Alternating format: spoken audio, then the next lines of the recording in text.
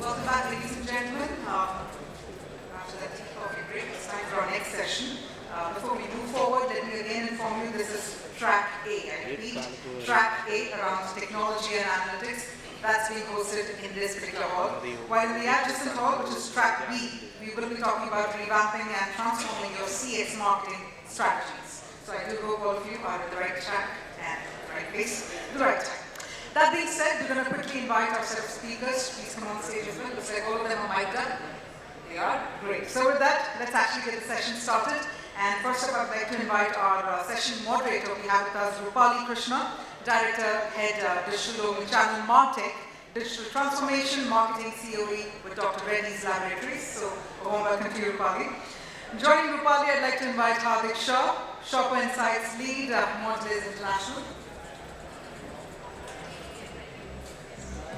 Well, up next, let me also invite Chetan, Borkar, Country Manager, India and Sri Lanka, CFEST. We'd like to once again invite Vandana, Tanna, Regional Head, Freshworks. Vandana was with us yesterday as well, sharing some wonderful insights. Good to have you back. We'd also like to invite Raje, Director and CIO, HealthAssure. Please come on stage. Mr. Satyen, Shah, Vice President, Digital Solutions and IT, CFEST. And Mr. Nazif, Tejani, Lead, CRM Marketing, Bestseller India. All right, so looks like it's time to also welcome our panelists with a huge round of applause. Let's bring in all that energy from our tea, our coffee, our smiles, and let's gather some insights from this side of the hall. I'm going to hand over the proceedings to Rupali. Over to you. I hope I'm audible. Marketing is in the room. Right? Every day we grapple with lot many technology-led solutions. Data is everywhere, analytics is everywhere, and there is constant demand for ever growing thanks to the data and the tech stack that we have at our dispense to deliver the kind of personalized experience. Right? Personalized, very resonating, relevant, value-oriented, personalized kind of experiences to our customers. Customers could be B2B or B2C, and each industry and each organization brings a great flavor or personality to that particular brand objective. So what is the brand objective that demands the kind of customer experiences that we should serve across stakeholder groups that we engage with being marketing, right? How many of you agree? Personalization is the demand of today's marketeers' life, right? Great. And with that objective in mind, I have a great panel with me.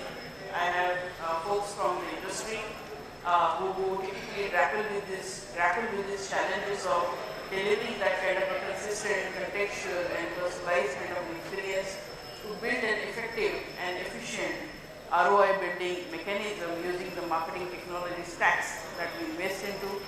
I have people from the provider side who works with the industries and organizations day in and day out to be able to decode the ROI sort of metric and a riddle for the organizations. And I have people on the panel from the sales side also, commercial organization, who typically runs the P&L for the organization and very hungry to see the kind of returns which are coming out of the data, personalization, customer journeys, and rest of the analysis that we conduct each day, right? With that context in mind, let me quickly begin the show. I have somebody from CM.com, stalwart in the industry of the MarTech, Chetan Borkar. So Chetan, why not we begin with you? You come from the provider side, and you deal with many organizations across many verticals of the industry. You talk to many marketeers in the boardrooms and try to decode the kind of stack that they should have, what kind of data value we can derive. So why not you kickstart the panel with your views on what should we really think as an ideal market stack should be, and while we build that, what are the key components the marketeers should be looking into and working with the technical organization that has to be and mandatorily be there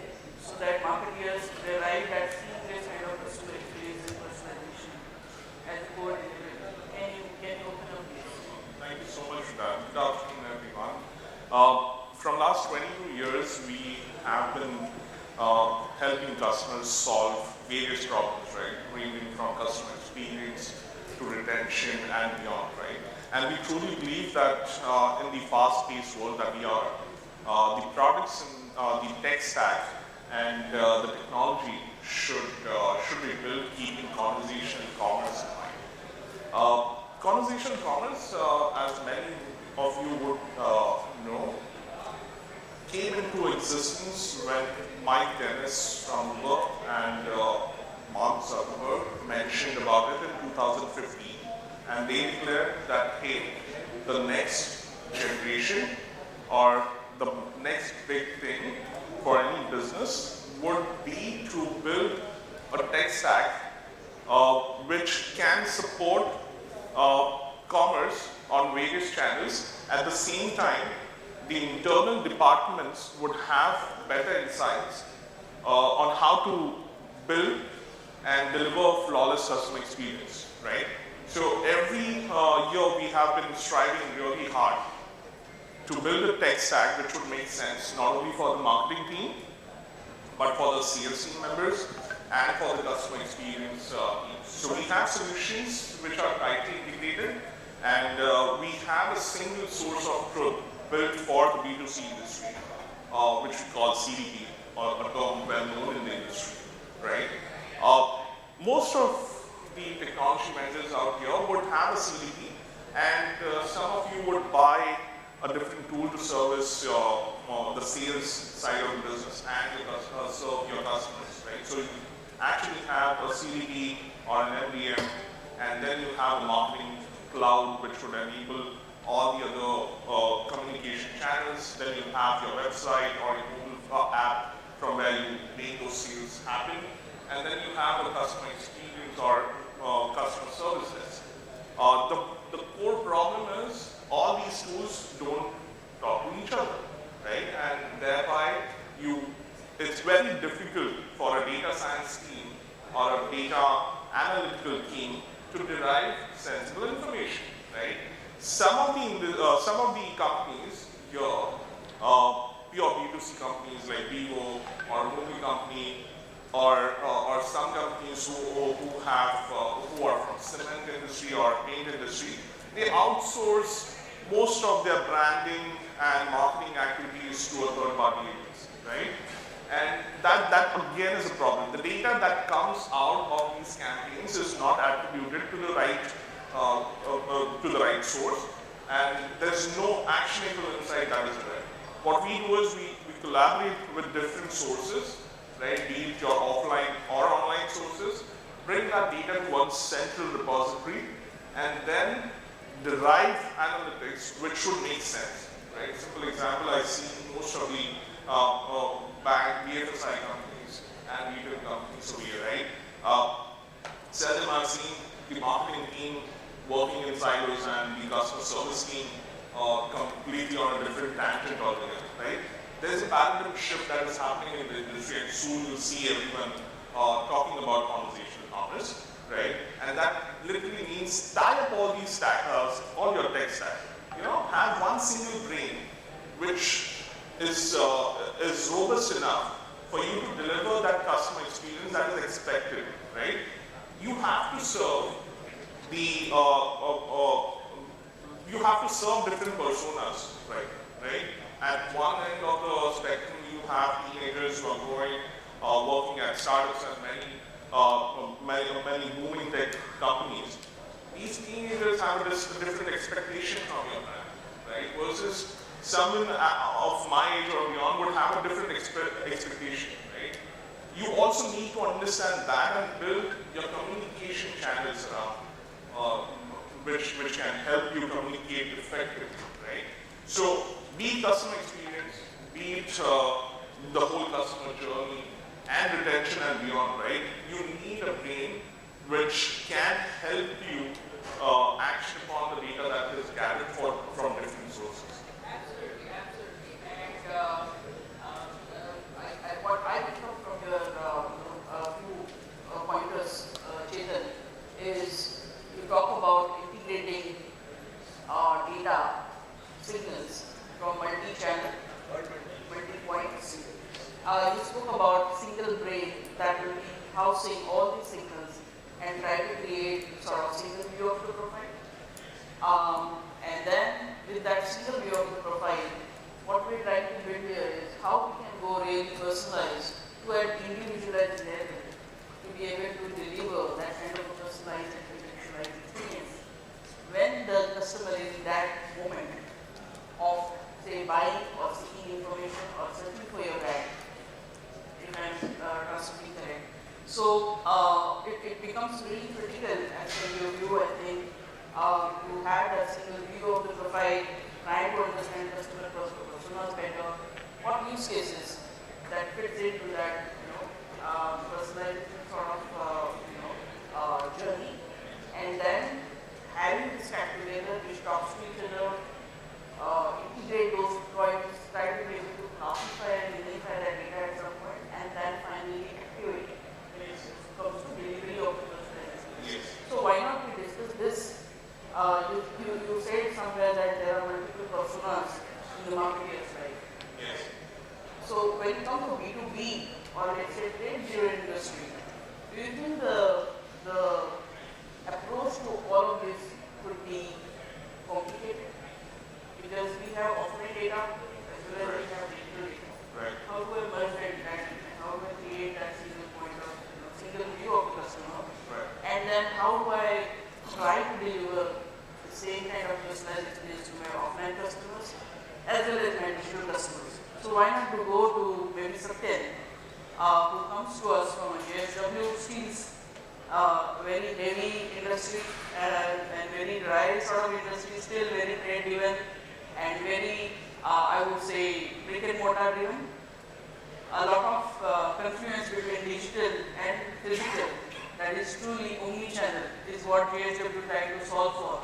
So why not you take us through how is your experience, couple of use cases from the B2B or offline to online sort of trade model you can bring in to help the audience and us to understand that how the customer single view helping you and how do you integrate it, just as Chetan mentioned about the CDP, personalization engines, the activation that we do at the endpoint. Why not you take us through some of the examples that you come across when dealing with these complex issues? Thanks, Rupali. Steel, as you know, it's primarily a very traditional industry as such, but a hardcore B2B or B2B2C. Okay. Considering this background of this industry itself, there are areas where it is very important in today's world with post-COVID scenario, if you really look at it, everybody has started expecting a self-service. Okay. And it's not something which is surprising. Even we all sitting in our room, and if we say any app, e-commerce app not provided a payment gateway with an UPI integration, would you ever use that? As simple as the lowest level of the user is also getting into these kind of expectations. Like if you see nowadays, you travel auto rickshaw in anywhere, you see that mobile standing on the handle. That's a transformation which is already happening.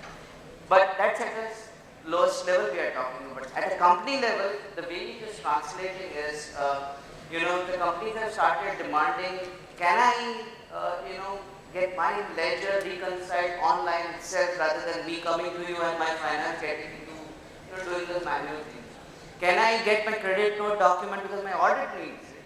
You don't need to courier it to me because now with the invoicing happening, okay, the digital invoicing happening, all this is practically you can deliver at the customer real-time basis, and that's the expectation building up. Okay.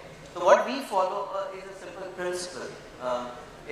What we do is we believe that if we have to have this expectations met, we follow that can I do something on where the customer knows me? Okay. Can I do something where I can surprise the customer? Can I do something where I make it easier for him? Now, when I know me is where we believe that we create those strategic clustering. Okay. Like as Chetan was mentioning, he's absolutely right when we say that we need to have a single source of truth. Now let me give you a little more elaboration on that. We have 6+ major product verticals, okay? And each persona of the customer is very different when it comes to the application they are using for a different product. While the customer is the same, right? End of the day, it's the same entity that I'm dealing with.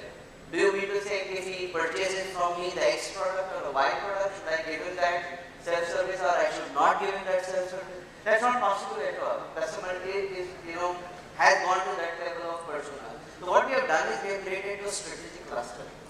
Okay. And to do the strategic clustering, what we have mapped is at a corporate level that we have customers that are very large conglomerates itself, right? And to deal with these conglomerates, there's a corporate level connect, there is a regional level connect, and there is a purchase office level connect. Now all these are personas at the end of the day. How do you drive these personas a personalized hyperscale engagement? Now the moment you start doing these, the relationship aspect goes to the next level. And that's where when you do strategic clustering, you start collecting information. But please understand, the underlying assumption is you have your corporates defining the system properly. You have your parents defining the system properly. Or you have your child defining the system properly. Right? So, end of the day, every organization uses an SAP, and in SAP, it is dealt with as an address. And your CRM systems, end of the day, reflect those realities as well. But that's not what in today's world it is ending up into. Traditionally, they have moved much forward. Now, these kind of visit plans or visit information are tracked across these personas. If it's a purchase persona, I am going to define that in my engagement template. And whenever I create an order in my system, it automatically makes an order acknowledgement. But to whom? Only to the purchase persona. I'm not going to deal with a chairman for this kind of transaction information. But when a chairman visits my office, these are large conglomerates. What is the information I'm going to talk to them? Can I deliver a personalized, buying behavior-based pricing solution?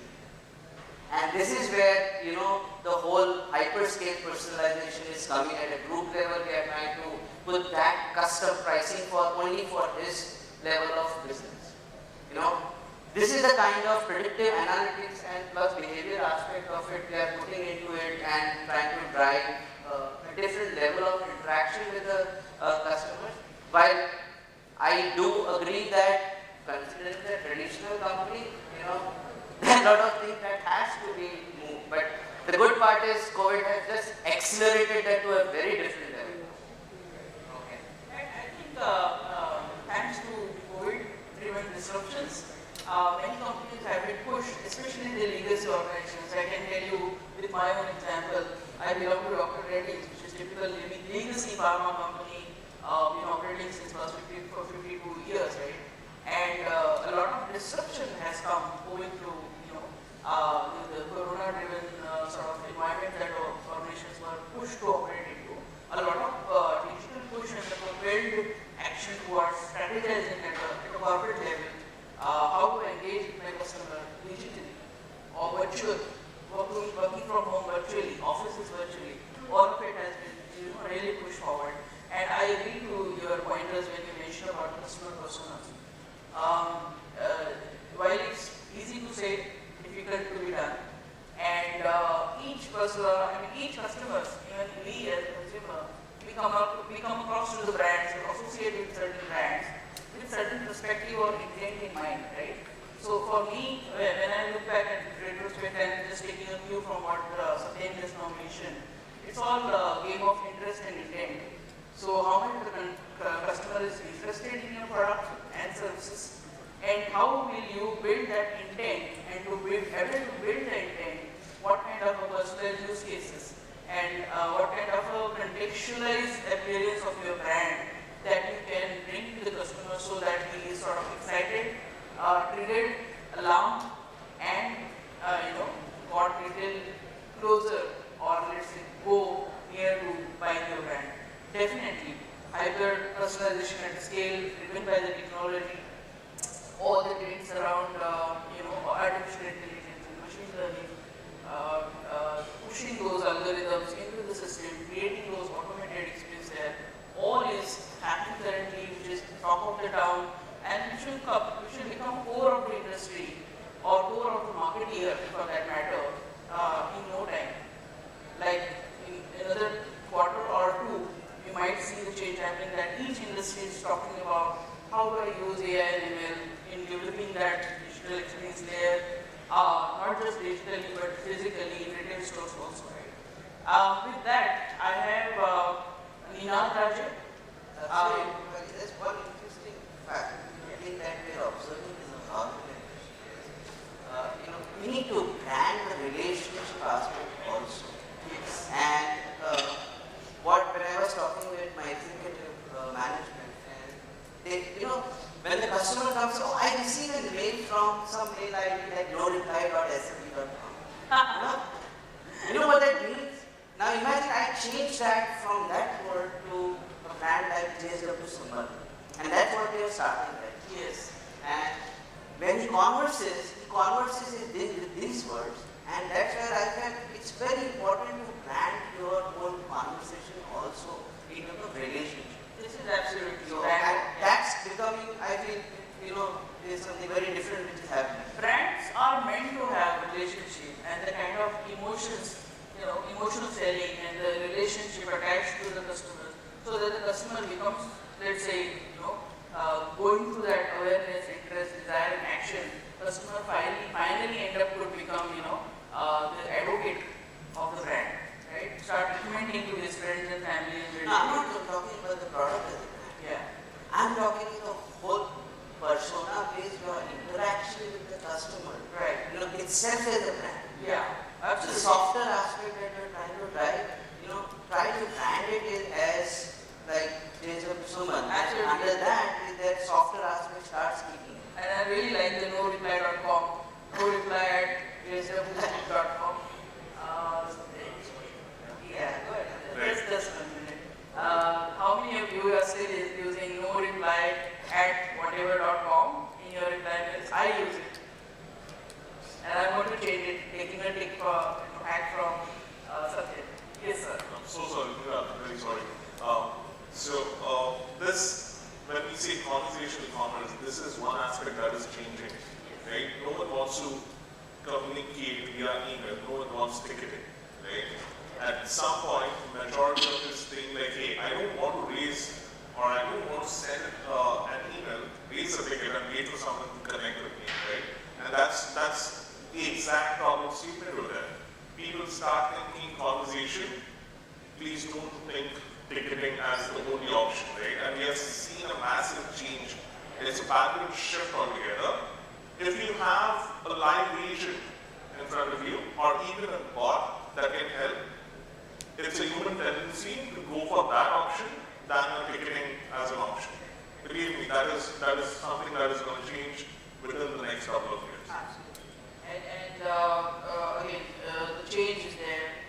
A lot of democratization of the technology, which is sort of happening. It's not IT who manages the stack at the end of the day. It's marketeers who should be, utilizing it to its fullest capabilities and, possible, expertise. Okay. So we have heard Chetan, we have heard Satyen, and many keywords came out, right? In Chetan's, I pick up customer data integration, customer data platform, personalization engines, notification engines, building the bridge between multiple stacks together to be able to carve out that single view of the customer. With Satyen's note, I have picked up how persona to persona, the communication and the content excellence keeps on changing, and how at a scale you should be thinking about all these use cases to be able to deliver the right kind of an experience to your individualized customer at a 1:1 level, right? And I'm sure you guys must be wondering around that this is too much to do. I mean, this is so much of a work and so much of an investment, not many technical components into it. How many of you think that it's going to be really a nightmare to put together the stack? First of all, conveyance and management, invest into technology, and then look at how do I arrive to an ROI for this technology investments? How do I mitigate the financial burden that I'm going to ask my organization to put together? How many of you think likewise? Do you think it's going to be difficult making management to understand that we need this? No? Okay, you are in great shape then. Yeah, I'm the one who is struggling. Okay, but then you know what? It's definitely a challenge. I understand none of you is sort of speaking out, but if I'm wanting to share my own examples, it becomes a nightmare at times to make the MD and the IT CEO, CIO to sort of understand why do we need data. Yeah, you have email. Why do you need data? Okay, you can use Google's SCM tokens to be able to send notification. Why do we need clever tag? Right? And so on and so forth. We have a CRM system already set up. We have data warehouse. Why do I need CDP? Right? All these intelligent but very meaningful questions, which sometimes the commercial organizations or the senior leadership don't really associate with. Then how do we get tracking on these challenges? Right? So we have somebody senior from from the tech side. At the same time, we also contribute a lot towards the commercial organization side. Raje. So when it comes to making sure that we invest in the right stack and in the right technology to be able to serve what business is looking forward. What do you think? What should be the value distribution roadmap for this kind of technology? Say the MD says, dude, you are spending a lot of money on technology, but it's not really bringing any ROI to me. How should we deal with such kind of questions, right? All of you must be facing. And then how should we go about dealing with such kind of questions that often comes in marketing life? Can you put together some thoughts of yours? Sure, thank you, Rupali, and thanks to my panelists as well. A very good and warm welcome and good afternoon to all of you as well. It's an absolute pleasure to be around here and part of the panel. Before we get into the investment and the roadmap, it's very pertinent and important for all of us to know certain basic and most essential components of a MarTech stack. First being the right CRM, the next being the amount and the extent of automation required, and the last being the most extensive CMS that has to be handled at our end. These three components are very, very basic and very, very important. Once you understand and know this, it's very, very easy to simplify and then go back to the board to make them understand why it is important, why it is critical. Next is the roadmap. Now, what is the effective roadmap, as you mentioned, about the value creation, right? Now, even before that, for making an effective roadmap, it's very important to understand and advisable to understand and know very few key principles. First being, visualize and categorize the existing MarTech tools that you have, existing MarTech tools. The second being, you determine the efficacy of each of the solutions. Next being the determination of the operational efficiencies and of course the benefits associated with each of the solutions. And last but not the least, decide on a very pertinent factor, which is best of the breed or all size fits all, or one size fits all. That is a decision that has to be made. Once you decide on that, it's easier for you to determine which way and which path to take. The next is obviously the investments. Now, as per the latest trends and investment reports, we all know that MarTech spends have risen by almost 100% in the past 5 years. That's a good thought. That's a good sign also for all of us, for all the marketers around here. Now, most of these investments are being made in customer experience, data points, and also an increase in the customer retention. Now, all we know that everybody nowadays are talking about, earlier people used to talk about customer acquisition. Now the trends have changed. It's no more the customer acquisition only, it's all about customer retention. You talk about Zomato, you talk about Spotify, you talk about Swiggy, they're all talking about customer retention. How do we retain the customers, right? That's very, very important.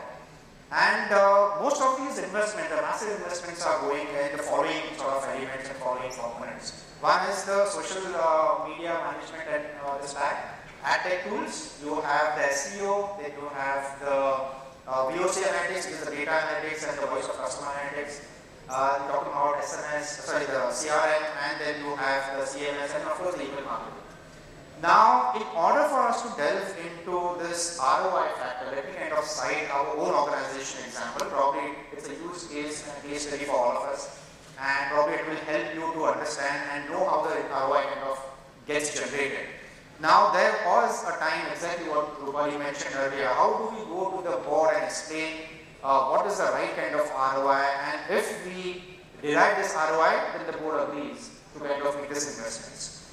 Now, being in the healthcare sector for a long time, we were used to cater to thousands and thousands of customers, Now, but that was all in manual mode. There was no automation, everything was manual. And we had no clue, we had no idea about customer acquisition trends, customer retention trends. So what do we do? So we sat together with the board saying that this is the exact roadmap and the basic elements and all, and we arrived at a budget. And then we decided to go and embark on a well-orchestrated journey and a path to implement MarTech tools and stack. And of course, Vandana here sitting right next to me. I'm sure she'll be glad to know that we're using Freshdesk and Freshworks tools. I don't know if you're aware of this, but which has certainly immensely helped us derive that ROI. So from thousands, catering to thousands of customers, there's suddenly risen to millions of customers. And this is in the span of a year. That is the true ROI. So if somebody asks for a metric, the true ROI and the metric is customer acquisition, customer retention. Customer retention earlier was sitting around 60%, now is sitting at almost on 98%. And all this because of the well-orchestrated, well-planned and well-executed sort of MarTech tools from a technology standpoint, planning, execution, and that is the true ROI. And certainly the board is sitting out there saying that, wow. And to your point, which you mentioned that unique experiences to the customers. I would rather add on to that saying that currently, today's day and age, we need to provide a wow experience rather than customer satisfaction, customer delight. We have to wow the customers, and that's where all these marketers are talking about and dealing with, right? And how do we do that? Is a combination of amalgamation of right set of planning, execution, investments, budgeting, metrics, understand the metrics, drive the metric, and then you monitor and track the metric, and then you arrive at the ROI. And then that becomes a compelling proposition for the board. The board will never be able to even say no to any one of these sort of items and activities. So that's where it is. I hope I was able to address your question. Yeah, definitely. And if further to pick on what you said just now, Ninad, use cases which is customer acquisition, very dominating use case such as customer retention, because the lifetime value and the lifetime sort of value optimization, churn blocking, the retention and engagement practices that one organization would implement using the data and the technology and the insights that we sort of gather out of customer signals, customer data, customer journey becomes really critical, right? And I pick one statement from your views is based on the breed. Based on the breed? Either of the breed or I heard fits all. Oh, sorry, I heard based on the breed. Sorry, based on the breed or one size fit all. Can you elaborate more on this? Yeah, right. So, I was actually talking to a lot of other people before this panel started, and what conversations was revolving around what set of tools do we use? Because there are hundreds and thousands of tools which are available in the market currently. There are CRM tools, there are CMS tools, and so on and so forth, right? So, and talking about and understanding our tech stack, our business needs as well, you then map it to the best of the class of the tools, right? Sure. So, when you evaluate these tools, you pick and choose best of the lot for a specific instance. For example, the best of the CRM tools. Alright, whether it's Freshdesk, whether it is Lead Square, whatever it is, in this sense, we can names around. So, what is the best? You pick that for that specific one. Do you agree, or do you think it is also a valid practice, maybe,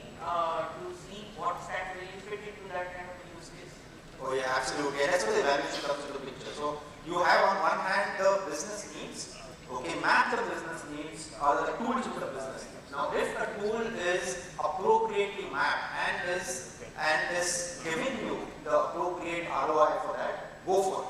You know?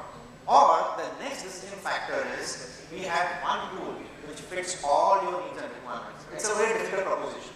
I don't think so that even in today's day and age, to be very honest, there is a single tool which is available which caters to all instances. You know, that's where decision is as such.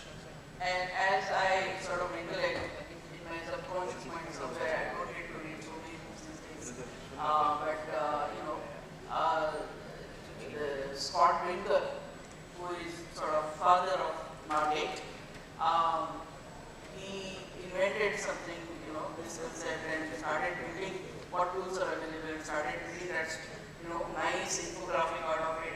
We used to have some 1,000 tools back in 2015 or somewhere, and cut to 2022 when we are actually having some 17,000 plus, MarTech tools and platforms and stacks available for marketers to sort of pick the one which fits right to the pocket, also to the budget, and to the use cases. So very, very, very, yes. Just one more point, if I just one passing sort of point, which is since you brought up the father as such, is according to me, rather than investing in tools, invest in customers.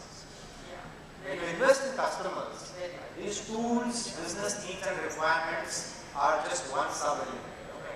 Keep the customer at the focal point, and then drive all your engagements towards the customer. It is definitely going to provide you the ROI you are going for. So guys, use cases which are centered around your customer, that's customer centricity, and then what your businesses want to achieve to grow that top line and keep growing the sort of business revenues.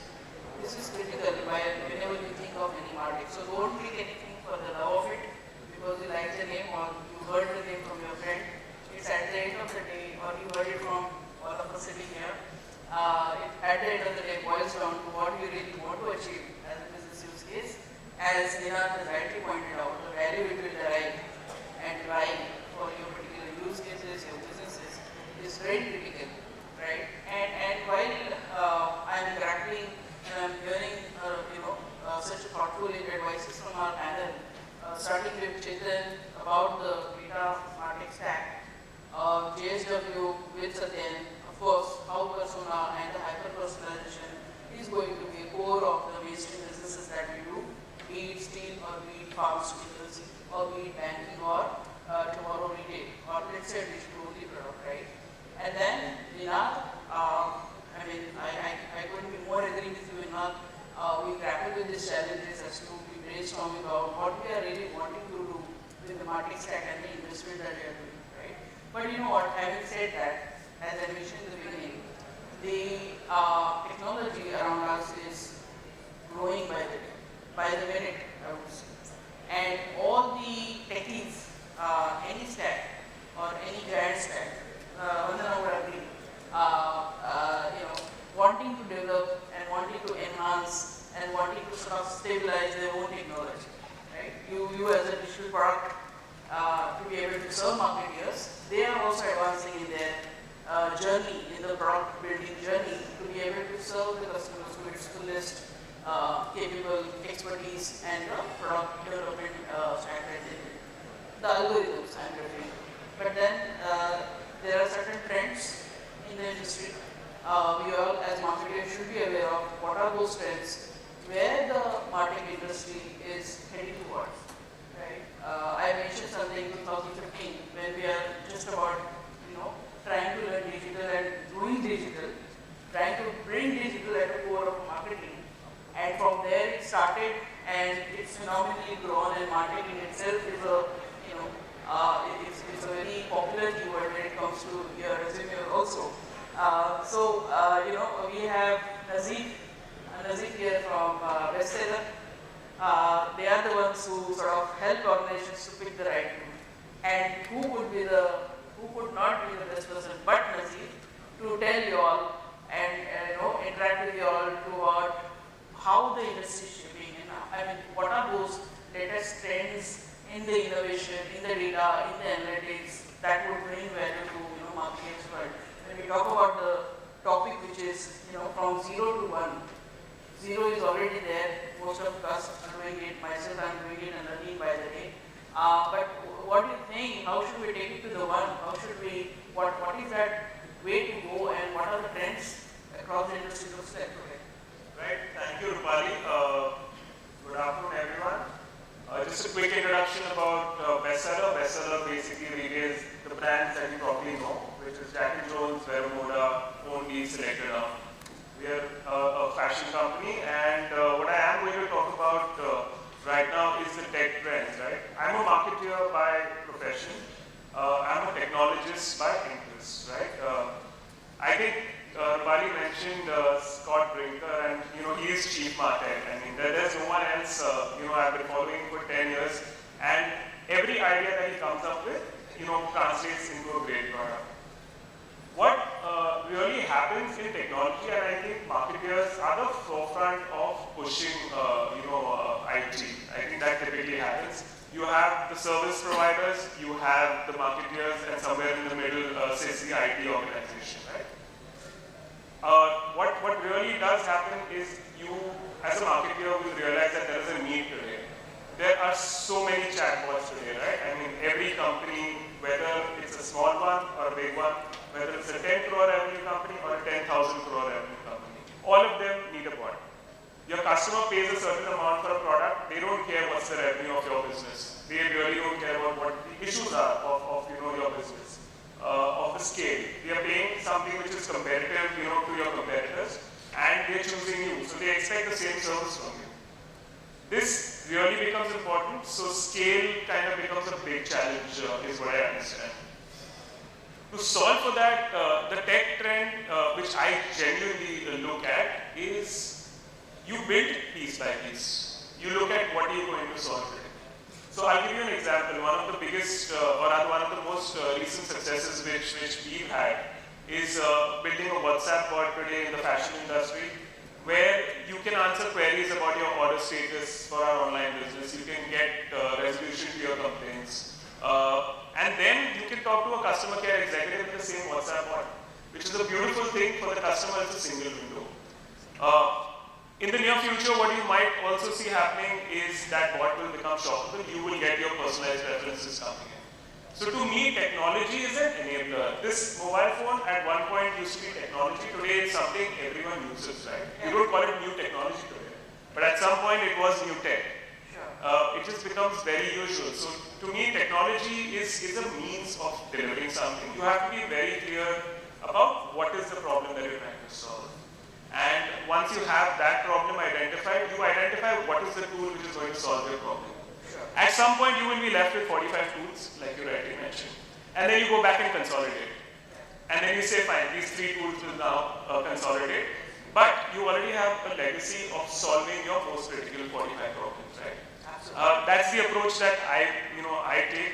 And as a marketer, I'm always on the push to IT. And I'm sure all the technologists around here will agree that the greatest discoveries in terms of organization tech is in marketing, which typically happens. Absolutely. The other thing which I would want to kind of cover is, machine learning and AI are keywords. CDP is a keyword, but then I'll give you an example of how we built our CDP, right? What happened is that we started storing our retail customer data, store customer data. We added our online customer data. We added our Omnichannel data. We added our feedback data. And at some point we discovered we have a CDP, right? That's one of the other ways of doing it. So to me, I mean, the tech doesn't matter, it's the output which matters. And for organizations which are at scale, smaller scales or larger scales, solutioning is the way we should approach it. So yeah, that's really what I want to kind of touch upon. Right, absolutely well played, well placed and well explained, Nazif. That yes, how many of us, if you can raise your hands, use chatbot or thinking of using WhatsApp cards or trying to build something like a robotic process application that they say? Yes. Okay. Reading the mails and replying but trust me, but as we are eager and hungry to deploy more technology in our day-to-day core processes, the trends which Nazif has mentioned is going to be a reality maybe quarter down the line, which is already most of us are chasing. And what we rightly pointed out is many organizations, be it legacy, I'm sort of giving a little discount or except the digital only products, which is Swiggy's and the Zomatos and let's say, the Dunzos of the world.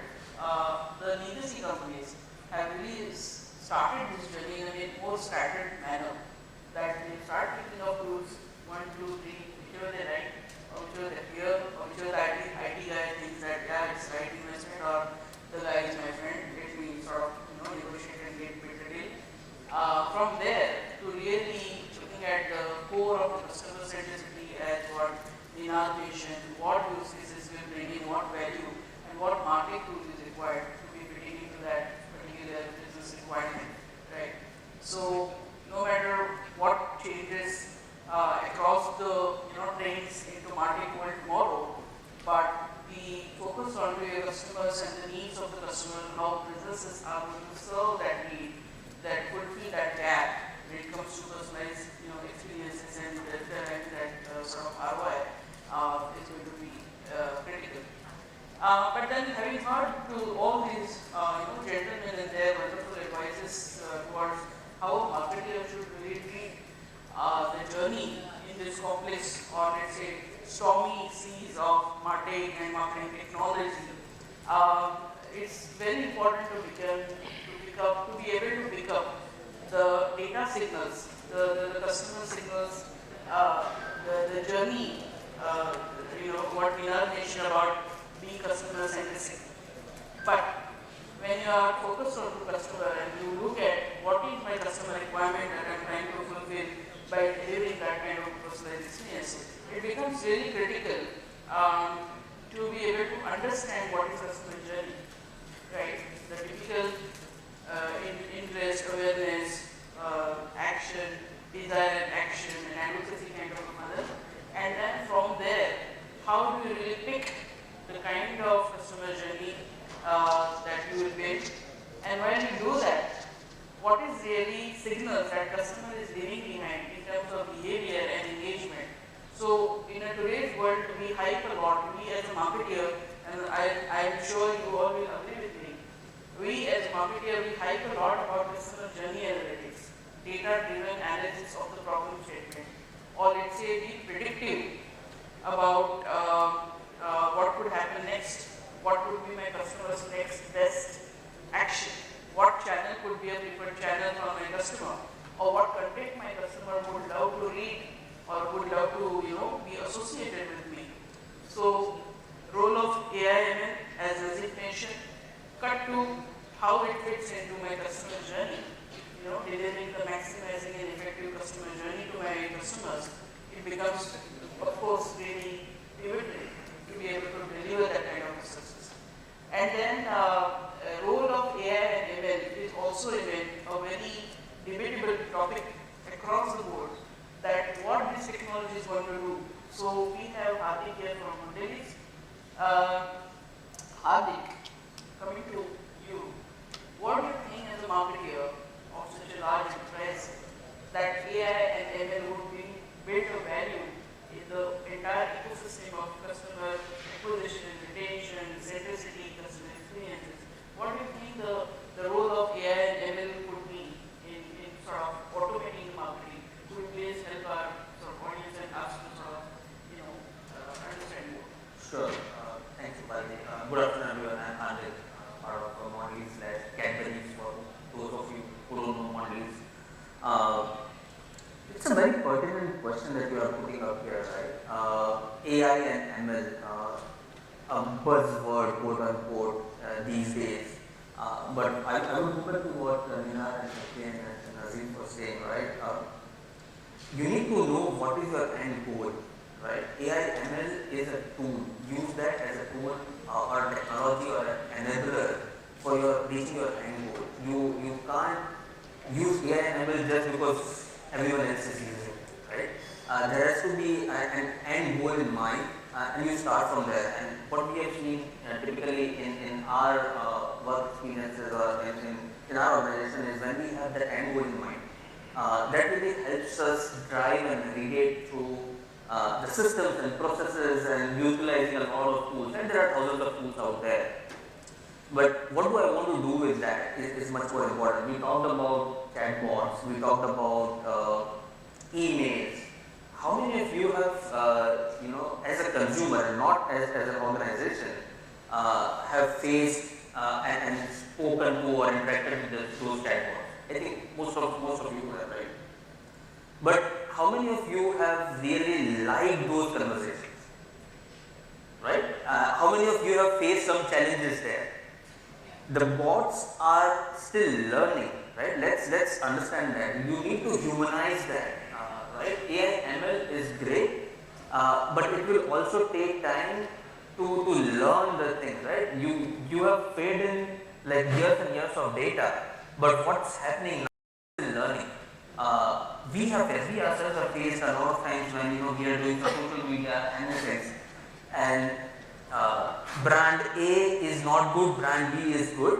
Brand B is our brand A is somebody else's brand, but our analytics, the AI/ML bot comes in and says this is a negative sentiment for your brand because it read the word not.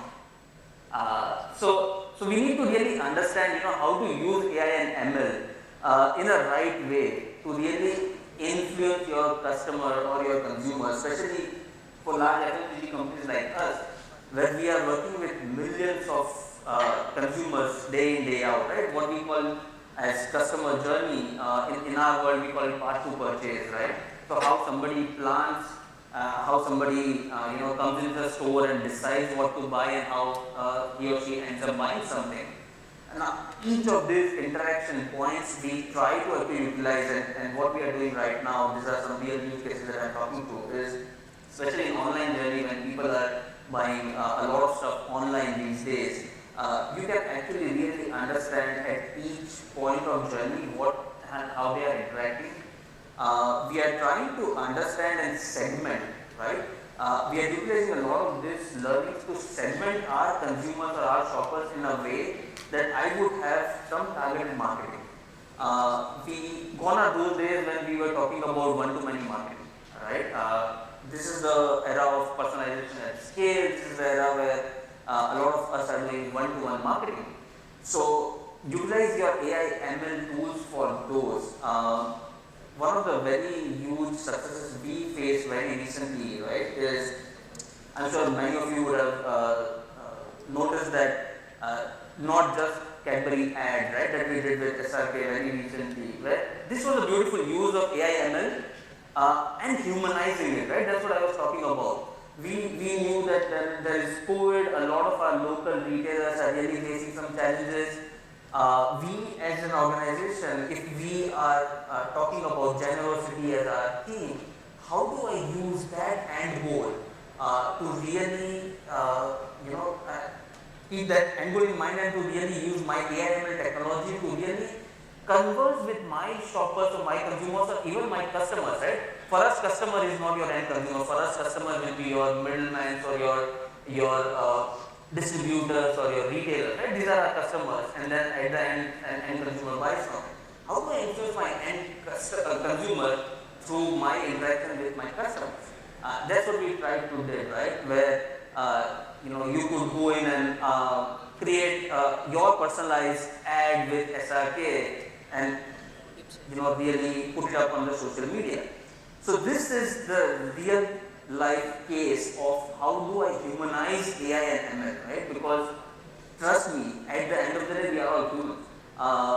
We are not machines. We are using machines to make us more intelligent. And when we want to use those machines, let's ensure that we are humanizing. And I use this word multiple times because I'm really fond of it, right? Because unless I mix both of them, I will not be able to use AI/ML the way I want to or the way it should be. So ensure your chatbots are kind of humanized, right? Ensure your AI/ML technology speaks like human and not really like a machine. everyone knows it's machine, but even if when you hear or read them speaking like a human, you will actually, you are going to be tend to reply or interact more better versus replying to a machine. So I think that's what my take would be on use of AI and ML. Mix of humanizing that with the end goal in mind is something that we should target. Absolutely, wonderful there, Hardik. And who do not really remember or who have not really gone through the use case, which has came across out of the SRK, the faking and the use of AI, and where we map the kind of store the SRK will be taking the name to and talking to customers. And wonderful point made there, Hardik. And all of you have have contributed. I think we have sort of built a path, right? We talked about harmonizing how you bring together, integrating various data points and bringing it together. We talked about personalizing with Satyen and Nazif. How do we sort of bring and keep on personalizing that experiences? And then with Nina, we talk about something called adapting, right? Of different customer centricity and how we adapt to that complex and edge cases and typical business as usual sort of use cases. And then with humanizing, isn't it a wonderful word, guys? And it is very critical. I mean, we'll talk, we'll share our creatives, we'll send a couple of messages and tons of emails and tons of WhatsApp messages. But at the end of the day, if the customer is not having that kind of humanized touch with your brand, I don't think we are successful as a personalized experience delivering team, right? So back on to very spot on observation there, Hardik, and thank you so much for sharing with us.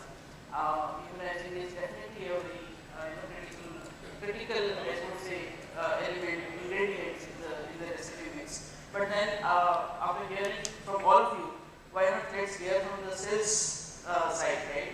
So we have Vandana here, she is the regional head.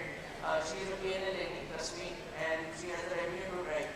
And she is not going to get influenced by all of us. She has a very theoretical and very practical view at the same time. How the marketing stack, the marketing technology stack should be, delivering value to the sales organization. Because at the end of the day, it's a Nanda, right? So why not, Vandana, you take up as a concluding maybe note before we head on to the audience. What sales really want from marketing stack, and how do you see a value? I'm glad that I'm the sole beneficiary and the privileged one sitting here with all the good work that marketing team does, and we take the credit that we have done the business and we have grown the business. So from that aspect, a lot of things is important when we put a sales lens to this entire picture. I completely understand from the marketing standpoint, you need to create a customer journey map. We had that conversation whether the customer is at an evaluation stage, whether he's at an awareness stage, education stage, and because of the customers being in a particular stage, the way the mindset is or the way they want to respond will be very different, right? Whether this is going to conclude or result into a business is something which translates when they actually have that little conversation with the sales team. But what's important from a sales angle is to know whether the person who is actually being on your website, does this person have an intent to buy? That's where a lot of ask or is around whether this particular company who's actually going onto your website, downloading the data sheets, how many times, how many people from a particular organization has actually gone and done that. All those put together, and amazing marketing technologies are available which provides us certain intent scores and give us all sorts of data. Now this is at an acquisition stage. Similarly, we have an activation stage and we have an adoption stage. To Ninad, what he was mentioning about customer acquisition and customer retention, that's the aspect where you want to provide that excellent customer experience, not just at the buying stage, but even at the post-sales cycle. Now, today, when we look at, we talk about the customer support, the customer service team, right? Gone are the days that these are considered to be as a cost center. Ultimately, this team is also considered to be a team which can actually bring in revenue. So imagine if you have your support guy sitting at the other end, maybe on the phone or a communication channel, and is able to provide the next best action. You did touch upon that topic, where the AI and ML capabilities, some of these technologies are able to provide the next best action, and that conversation becomes so fluid and so easy that you are able to strike another cell. So that is also important, because ultimately all these people within your organization, be it marketing, be it sales, be it service, they are the brand ambassadors of your company, and the ultimate goal is basically how do you grow your business via each of these channels. How are you enabling your team to provide that wow experience that we were talking about? Are they equipped enough to have those technologies to drive those conversations? Is like the ultimate goal, right? So, said that, we all are living in a competitive world where loads of technologies are available. Like rightly put by Linat, that you need to select which tool is relevant for what purpose. You may have best of tools for every goal or every purpose that you've put together, but ultimately, as some of the business or the decision makers that you are, you need to decide you need to map that completely what's important for the business, to grow the business, and ultimately help the sales team like us to grow more, to get more numbers and get to our target goals. Right, and you know what, I was reading one of the articles, I don't remember the source, but it was said that yes, marketing is no more marketing, but it's an integrated marketing. So integrated and marketing will be soon be titled as growth officers. In fact, we have that division in our organization already. So we have integrated marketing, we have field marketing, we have product marketing. Sure. So it is going to be a marketeer who is going to be driving very closely the sales, right? So it becomes ultimately the sales are enablers and growth officers, not just some queenly sitting into office and doing the marketing campaigns with no real reality of ground realities of the how it's getting benefited to the sales organization, right? So great thought there, and thank you so much for putting this together. I think what you said and what I picked up in the interest of the audience is use cases, the delivery of its use cases, moving those use cases toward the path of purchase, and understanding how we can, at each juncture of this path to purchase sort of, customer journey, we fulfill, lot of inputs that will come from technology, analytics, personalization, and at some point in time to be able to sort of, predict and deliver that kind of a, customer experience that customer would love and, say wow about, right? I hope you all must be agreeing by now, after 1 hour of, our beautiful and, well noted and versatile talent that we have today on the panel have been delving into this issue. And I mean, as a consumer also, I mean, who would love a wrong emails to be sent to us? I mean, I've just bought a Discovery subscription 15 minutes before, and I'm getting a notification that, hey, buy Discovery plus, subscription and you'll get gold by today. That's me as a consumer. Sorry to take somebody from Discovery Plus, but that has happened with me, and it was a bad experience. And why it is happening with me? So we all have done that, sending wrong push notifications, sending wrong emails to wrong target group, putting together a wrong market stack altogether, and trying to figure out what needs to be fixed. So I don't know about others, but I personally have been through this journey. I can completely illustrate what my panel has, said in about last 1 hour. So we know that we have run out of the time because we could not, stop the panelists to talk their heart to you all. But then I'm happy if, my moderator allows me, my super moderator allows me 5 more minutes if I can take questions, 1 or 2, if possible, if anything, I never said it, Rupali, well, we'll give you a marathon of panelists. That's 7 of you, then giving you 15 minutes or 1 hour, it's not just fun. So what we're going to do is, we'll take 2 quick questions, if that's possible. We'll keep it really quick, and let's open the floor for just 2 questions, if that's possible. And if I can see you raise your hands, we'll quickly pass on the mic to you as well. Yes, sir. So, hello, can you hear me? So, it is all about, artificial intelligence, technology. Are we moving towards matrix that will look for zero?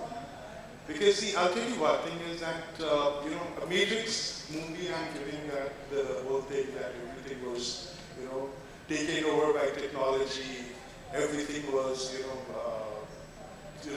all the human part was gone, the human thing is there. I use Uber a lot, okay? And the problem which I face a lot of time is that I did not have any human interaction. So this is the problem, this is the cancellation, this is this, and the drivers are cancelling. So I had 5 cancellations, I have to read some place and everything. I cannot reach that pace. So is there actually a balance where the humanizing of the things could be done? It could be really the interactions can be humane. It could be that somebody else is not deciding for me.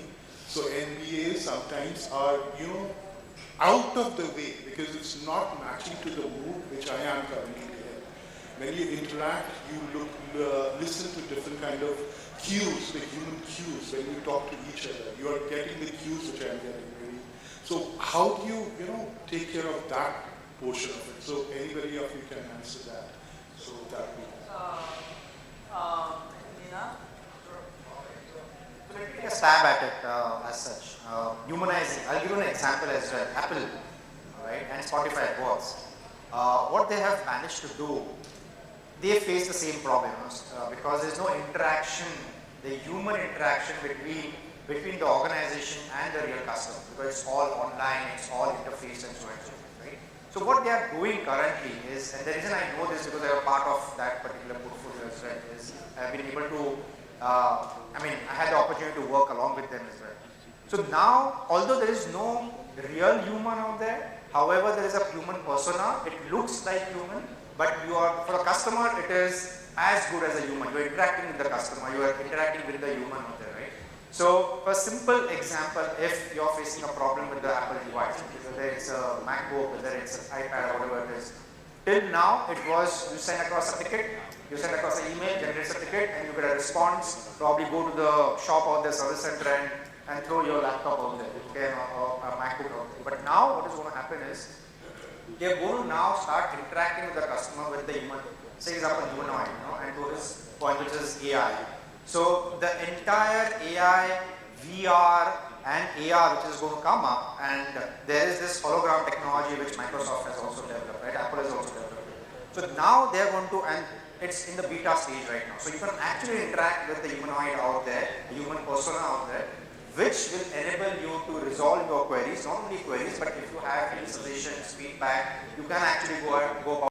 So that's exactly what currently is happening. So I think the big daddies have acknowledged the fact that there is a human interface which is missing, and it's all sort of computers and so on and so forth. It's not working out. Customers are not kind of buying that as such. So they are now turning over to this particular phase. It's not yet implemented as such. It's in the beta phase. I know this because I'm one of the beta users of that. So entire hologram technology. I interact with the Apple guys on a hologram technology as of now. So I guess another probably 6 months or so, I think it should be able to be coming to the market for the release. I can't give any sort of a specific date because that's what Apple is going to do, not I. But I hope I was able to. I agree with you that, but we're trying to solve technology by technology, we're enhancing it. But I don't think Siri will understand, my, the tone or way I speak and everything. There will always be, so there is an element of frustration. There is no human touch, which is missing. So it has to have a combination of two things somewhere where you bring it in. And just to add on to that, in fact, since you mentioned, it's interesting. The hologram technology I was talking about is there is a human at the other end. You know, probably the human is sitting in the US, Australia, Japan, wherever it is, but your queries are getting resolved by a human over all-around technology. You know? So that's what I was referring to. Hardik, your kind of the candles and Oreos, but then the customer is really dissatisfied, right? He has something to report back, and say he has bought something from your store, and the experience is distressful, and customer is wanting to sort of report back, but on your e-store, it's taking the customer back to the chat bot, back to the WhatsApp bot. The customer is not seeking any resolution. How do you handle that kind of scenario? So, I agree with you. We actually have both human as well as chatbot. So if you are not able to get your query resolved, you typically would have an option to speak to someone. I really reckon with your example, I will name, right? But there is this food app as well where I typically face that a lot of time. Now I see that food app actually have they actually have an option where I can actually go in and food delivery app I'm talking about. I can go in and I can either speak to or chat with the chatbot, or I can actually speak to somebody, because the chatbot is not able to understand what I am saying. Maybe because of my language. See, we also need to consider that we are in India. Not all of us are very well equipped with English. Imagine somebody in tier 2 city ordering from an app and trying to get an answer to a query where he or she doesn't really speak or can type a lot of good English. Right now, not all of the chatbots are really language specific, or they actually. I mean, I know there are technologies and they are doing that, but you still need that human touch, at least in larger countries or diversified countries like this, where people still miss that human touch. I would want to pick up, and I'm sure Vandana will agree to that. I would want to pick up a phone and talk to my sales guy and close the thing versus typing in 10 different things and a long email to really get resolution to a small. I think a complex mix. If I want to sort of take a wonderful input came from Ina, that the right innovation, the customer perspective, which Hardik tried explaining, elaborating on. Human interaction is not going to get replaced with the technology. Technology is enabler to making the BAU, that is business as usual, templatized query matter to be handled in a seamless manner with less human interaction. But whenever there is a complex kind of a situation or the edge situation where customer really needs that, hand-holding support, saying, you call me back, I want to talk to your customer representative, I want my refund. I cancelled my order, still my money got debited, it's never come back to my account. I want to talk to something. There the humanizing touch is critical, it's sort of going to be there. And Vandana, Satyen, coming from the business side would agree that technology and human intervention, let's say analog and the conventional world and the contemporary and the technology-driven world are going to be having confluence there and going to be working into hand-in-hand life, enabling each other, not like replacing the one or the two. The organizations who do that, and I have come across, I completely resonate with the situation, and I'm trying to edit my hotel booking, and hotel in booking app is sending me back to the chatbot, back to the minister, boss, add one adult in my booking list. That's the whole thing I want. But it's not simply happening, and I'm calling the international support center in Thailand and paying for the international tariff charges. So that's there. I agree with you. Companies do this mere to be able to go on to this drive of technology and simply avoid and deflate the human portion there. But in my view, and I'm sure most of you on the panel and the room would agree that it should be a confluence of both. Whenever that's a human which is needed, the interaction should happen. The technology in no terms should be replacing that. And it's a wonderful input, and I hope you got some answers to it. Yeah. Anybody else, please? Rupali, unfortunately, this is where I need lunch plan. So on that note, if it's okay with you, let me call it a wrap to the session. And let me also request you all to have a huge round of applause for all of our panelists. And while that happens, Rupali, I'm also going to request you to present a token of gratitude, a memento to all your fellow panels. So please do the honors.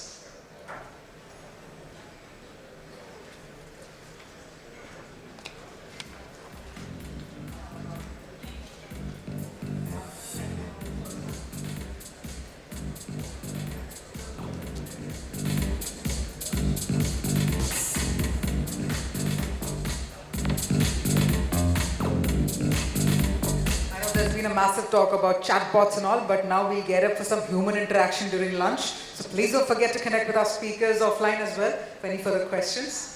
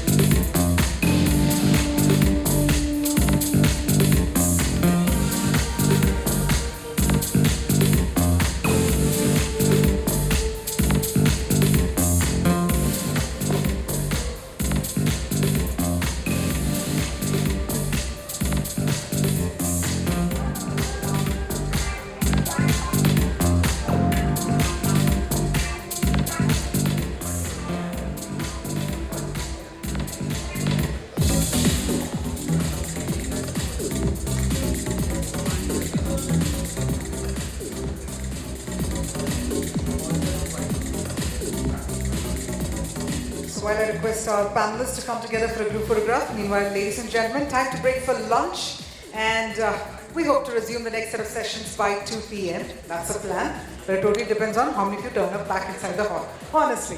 So we'll look at 2 p.m., but please do note the tracks will continue. So the next track that will be taking place over here is about keeping the customer first. That's a track, that's a topic taking place here after lunch. And track B on synchronizing people, process and technology is taking place in the adjacent hall. So please take note of that. Enjoy your lunch, please connect with our speakers, and see you all by 2 p.m.